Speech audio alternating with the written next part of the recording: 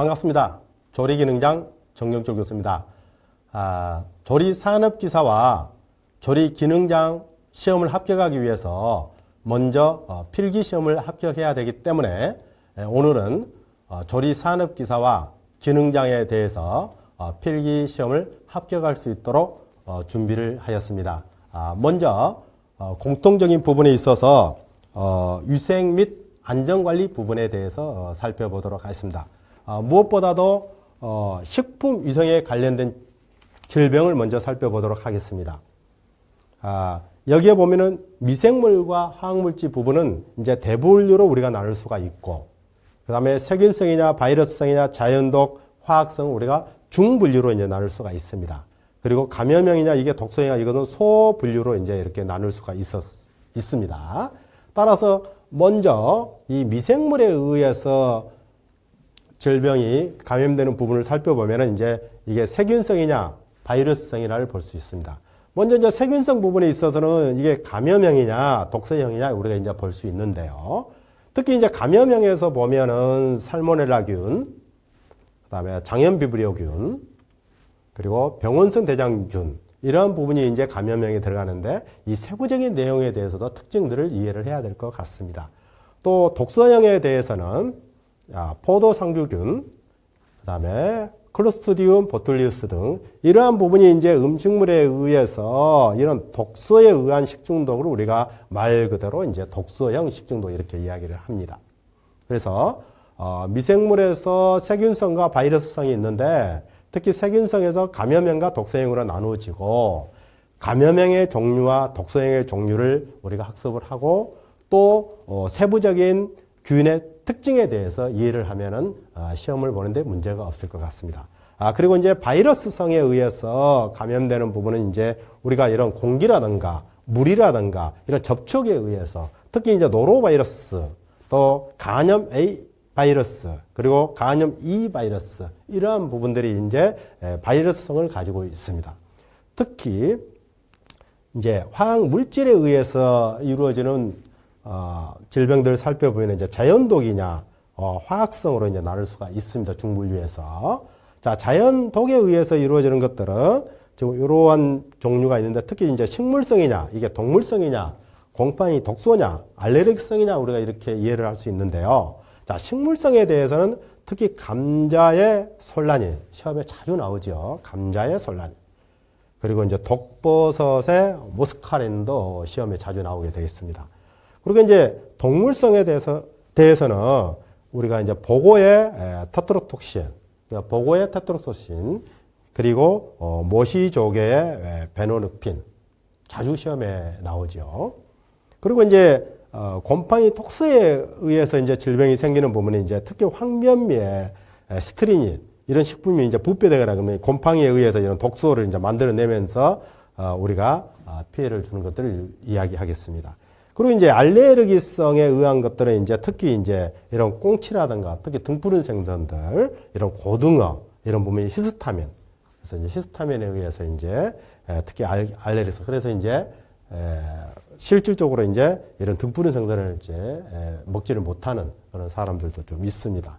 자, 그리고 이제 화학성에 의해서 이루어지는 부분들을 보면 이제 우리가 혼입독을 볼 수 있는데 이런 잔류 농약이라든가 이런 식품 첨가물 이런 부분에 의해서 우리가 이제 특히 유해 물질이든 구리, 납 이런 부분에 의해서 이제 우리가 질병이 이루어지는 부분을 우리가 이제 화학성에 의해서 이제 특히 혼입독에 의해서 이루어지는 부분을 우리가 이해할 수 있을 것 같습니다.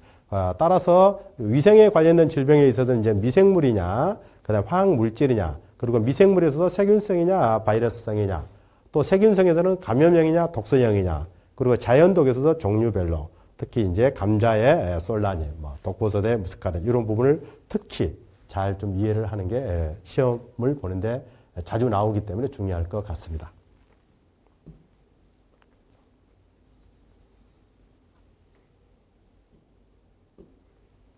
자, 다음은 이제 미생물의 종류별 특징을 보도록 하겠습니다. 자, 미생물의 종류별 특징을 보면은 이 미생물의 종류들이 있습니다. 특히 이제 곰팡이, 효모, 스피로헤타, 세균, 리케타, 바이러스. 그래서 특히 이제 미생물의 크기를 보면은 일단 곰팡이가 가장 크고요. 그 다음에 이제 효모, 그리고 스피로헤타, 그 다음에 이제 세균, 그 다음에 리케타, 바이러스. 그러니까 바이러스 같은 경우는 여과성 미생물로 크기가 아주 작기 때문에 걸러지지가 않을 정도로 아주 적지요. 자, 그래서 보면은 이제 미생물의 종류들을 크기도 우리가 살펴보았지만은 하나하나 살펴보면은 자, 곰팡이의 특징을 이제 이해를 해야 될 것 같습니다. 특히 곰팡이는 이런 진균류 중에서 균사체를 반륙기관으로 하는 것으로 이런 발효식품이라든가 이런 항생 물질에 주로 생기는 건데, 우리 흔히 먹는 뭐 치즈라든가 또 이런 누룩이라든가 이런 특히 푸른 곰팡이, 그러니까 우리가 몸에 좋은 푸른 곰팡이, 이런 부분이 이제 우리가 곰팡이 미생물로 우리가 이해하면 되고, 특히 이제 효모 부분을 보면은 곰팡이와 이런 세균의 중간 크기로서 이제 형태를 보면 구형이냐, 이게 타원형이냐, 달걀형이냐, 그리고 이제 출합법에 의해서 증식을 한다는 게 이제 효모의 특징입니다. 그리고 이제 스피로헤타는 이걸 우리가 나선상균이라고도 합니다. 나선상균. 그리고 이 단세포 식물과 이런 다세포 식물의 중간으로 우리가 분류할 수가 있습니다. 그리고 이제 세균을 보면은 세균은 이게 강균이냐, 구균이냐, 나선균이냐 이렇게 나눌 수 있는데요. 우리가 이제 강균을 막대균이라고 합니다. 막대 모양으로 생겼기 때문에. 그리고 이제 구균을 이제 알균이라고도 하고요. 그 다음 나선균을 이제 나선형이라고 이렇게 이야기를 할 수 있습니다. 그리고 이거 이분법으로 이제 증식한다는 게 또 세균의 특징입니다. 자, 리케차를 살펴보면은요. 리케차는 이런 세균과 바이러스 중간, 세균과 바이러스 중간의 크기가 이제 리케차입니다. 그리고 특히 이제 이분법으로 증식을 하고, 이런 유행성 발진티푸스, 그 다음에 발진열, 특히 퀴열, 이런 부분들이 이제 리케차에 해당이 되겠습니다. 마지막으로 이제 바이러스를 보면은요, 상당히 이제 바이러스는 이런 크기가 아주 적기 때문에 여과를 통과할 정도로 상당히 이게 이제 적지요. 특히 이제 간염 바이러스, 인플루엔자, 모자이크병, 그 다음에 이제 광견병, 우리가 한참 3, 4년 전에 고생 많이 했잖아요. 예? 코로나 바이러스 감염증, 코비드19, 이런 부분들이 이제 바이러스에 속한다. 이렇게 이제 이해를 해 주시면 좋을 것 같습니다.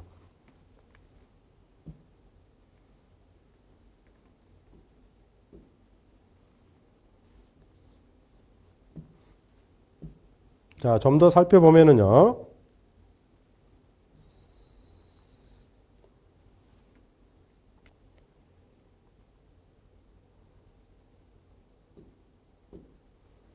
자, 미생물의 크기. 조금 전에 설명했지만 이게 중요하죠. 미생물의 크기. 그래서, 곰팡이가 일단 가장 크고요. 그 다음에 이제 효모, 스피로헤타, 세균, 리케차, 이런 바이러스입니다. 바이러스 가장 적다. 이 순서를 꼭 기억을 해야 될 것 같습니다. 또 중요한 게 이제 미생물 생육에 필요한 조건들, 이런 미생물을 생육하는데 이제 필요한 조건들이 있겠죠. 특히 이제 영양소가 있어야 되고요. 그 다음에 수분이 있어야 됩니다. 수분. 그리고 이제 온도가 일정하게 조건이 맞아야 되는 거죠. 온도. 그 다음 산소 요구량이 필요하고요. 그 다음에 수소 이온 농도 pH가 필요합니다. 그래서 마찬가지로 미생물의 크기와 미생물 생육에 필요한 조건들은 대단히 중요하기 때문에 꼭 학습을 해 주셔야 될 것 같습니다.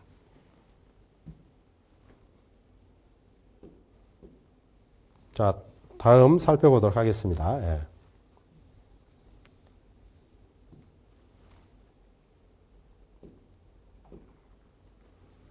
자, 식품으로 감염되는 이제 기생충들을 살펴보고자 합니다.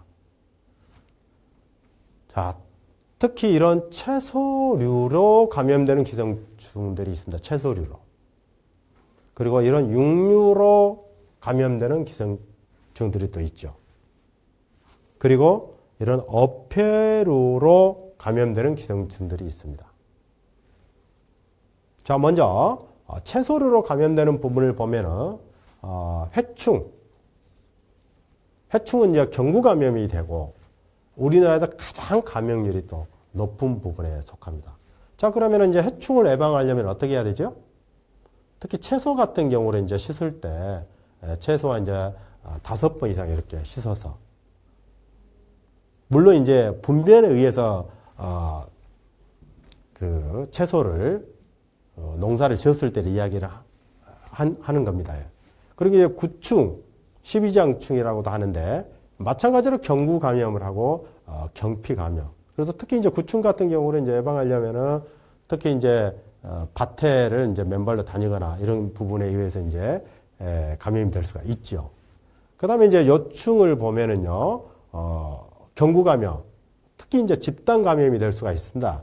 그래서 이런 이제 요충에서 우리가 벗어나려면 침구류라든가 이런 부분을 이제 그다음에 이제 그 속옷 같은 거로 잘 이제 빨아서, 그래서 요즘에는 뭐 크게 이런 뭐 회충, 구충, 요충에 그렇게 감염되는 부분이 좀 많지 않죠. 과거에 비해서는. 그렇지만은 우리가 학문적으로 이렇게 학습을 하는 게 중요할 것 같습니다. 다 동양 모양 선충은 마찬가지로 경구 감염이 됩니다. 그리고 이게 경피 감염이 되고 이런 내염성이 가서 이런 절임 채소에도 이제 발견이 된다는 게 동양 모양 선충의 특징이 되겠습니다. 자, 편충을 살펴보겠습니다. 편충. 마찬가지로 경구 감염이 되고 이런 명장 부위에서 기생을 하고 이런 따뜻한 지방이 많은데 우리나라에서 감염률이 굉장히 좀 높은 편입니다. 마찬가지로 이런 부분을 이제 우리가 이제 해결하기 위해서는 특히 이제 채소류를 잘 씻어서 이렇게 먹는 게 굉장히 좀 중요한 부분이라 이렇게 학습을 하면 될 것 같습니다. 자, 그러면 우리가 두 번째로 육류로 감염되는 기생충을 살펴보면은요, 이건 이제 중간숙주가 한 개씩 있습니다. 그래서 특히 이제 유구존충, 갈고리촌충 같은 경우는 이제 돼지 고기에 의해서 이제 우리가 섭취했을 때 이게 이제 사람으로 연결이 되는 거죠.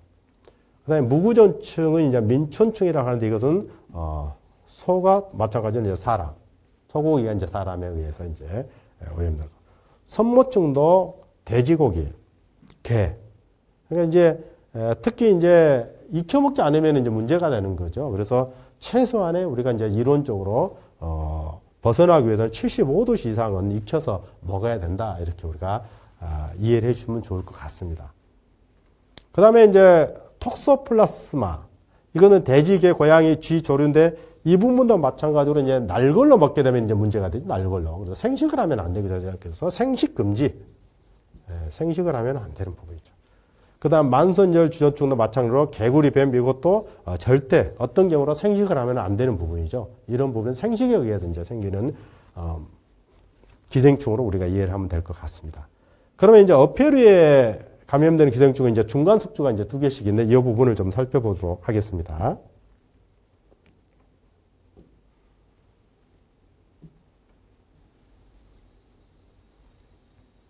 쭉 올려서 이제.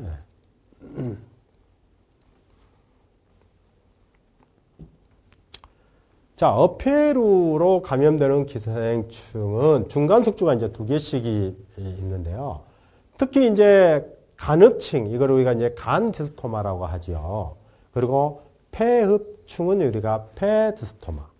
그리고 횡견흡충은 요코가흡충이라고도 하고, 그 다음에 고래해충, 아니사키스충이라고도 하고, 그 다음에 광열열두조충은 우리가 긴촌충이라고도 합니다.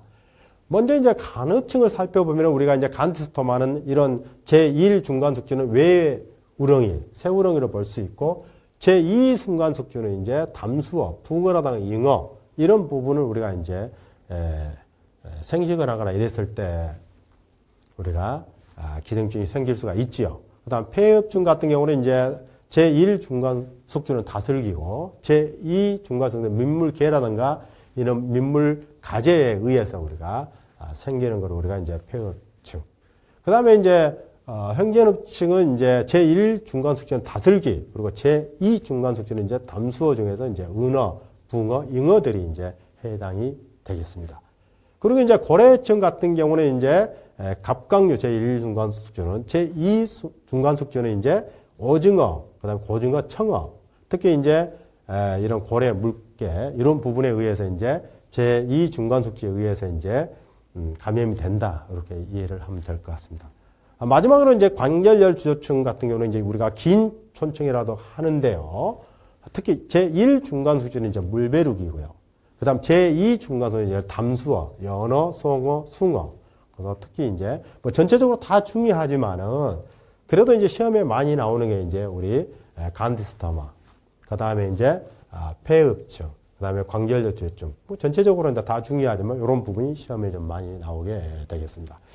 그다음에 이제 물리적 소독 중에서 가열에 의한 소독 방법을 살펴보면은요, 뭐 유예에도 많습니다. 하지만 이제 우리가 요약집이기 때문에 정말 시험에 자주 나오는 것만 좀 살펴보면은요, 저온 장시간 살균법을 먼저 살펴보면, 자, 저온 장시간 살균법.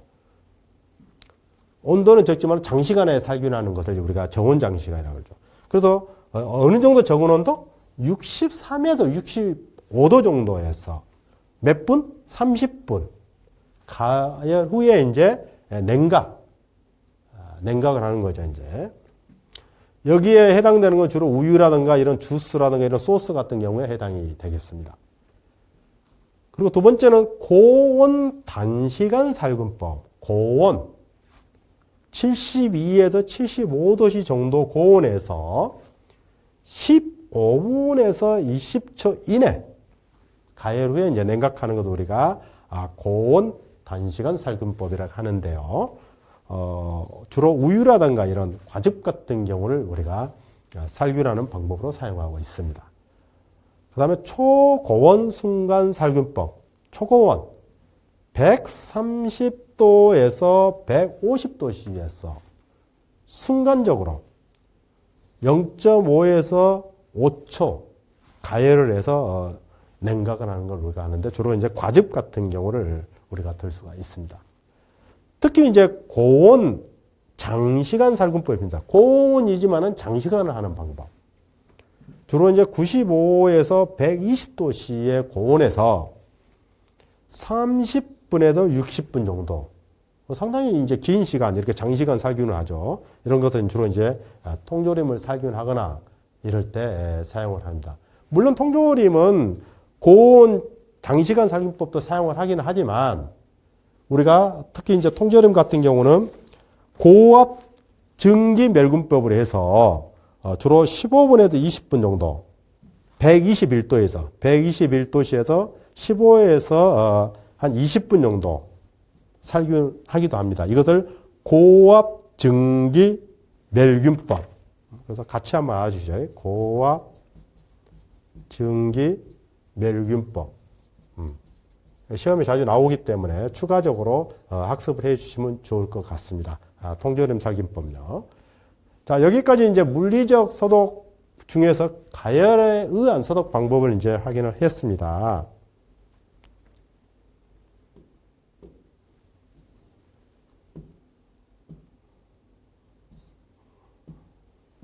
자, 다음은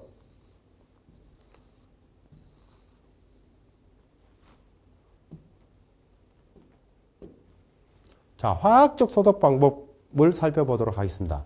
자, 화학적 소독 방법에서는 우리가 이제 역성 비누를 하냐, 석탄산으로 하냐, 크레졸 비누를 하느냐, 생석. 이제 여기에서 이제 여러 종류의 이제 화학적으로 이제 소독하는 방법이 있는데 우리가 소독을 하는 방법은 이제 간편해야 되고 또 하나는 비용도 적게 들어가야 되죠.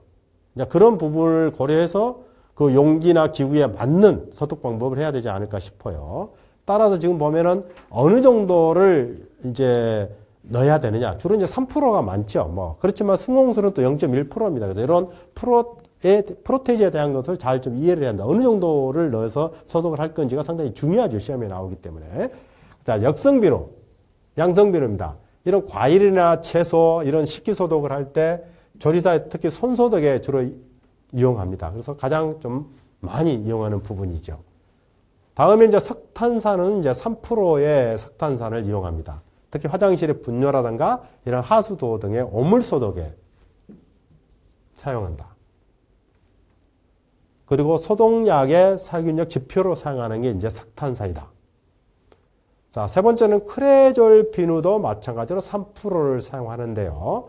화장실 분뇨라든가 이런 하수도 등의 오물 소독에 사용하고 이런 석탄산보다는 소독력과 냄새가 좀 강한 게 크레졸 비누의 특징이다. 그래서 좀 비교해서 이해를 해주면 좋을 것 같습니다.